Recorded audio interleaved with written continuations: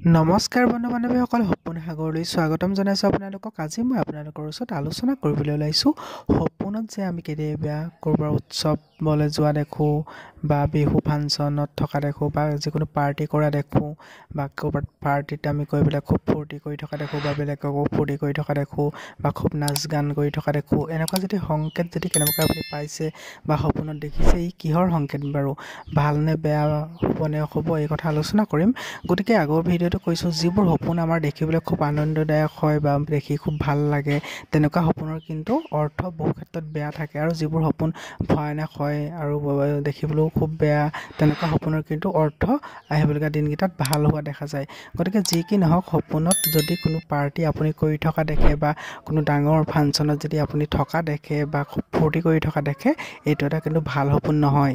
এনেকুৱা সপোন দেখিলে কোনো দুৰ্ঘটনা বা কোনো আপোনালোকৰ পৰিয়ালৰ ব্যক্তিৰ কোনো বেমাৰ আজাৰ অতি শীঘ্ৰে হ'ব পাৰে, এনেকুৱা যদি ফূৰ্তি কৰি থকা সপোনত দেখে।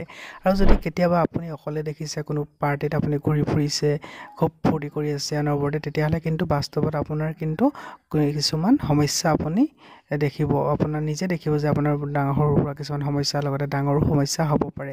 এনেকুৱা সপোন যেতিয়া আপুনি বাৰে বাৰে দেখিছে, নিজকে সাৱধান কৰক আৰু যিকোনো ক্ষেত্ৰত যিকোনো কাম কৰাৰ আগত অলপমান ভাবি চিন্তি কৰিব।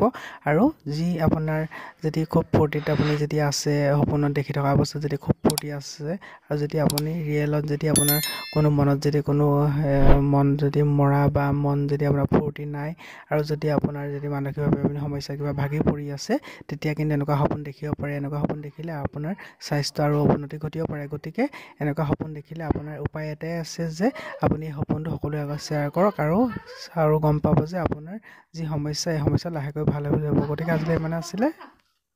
গতিকে আজিলৈ ইমানে আছিলে। কি সপোন কেনেধৰণে দেখিছে মোক কমেণ্ট কৰি জনাব, মই সেই কমেণ্টৰ উত্তৰ দিবলৈ চেষ্টা কৰিম।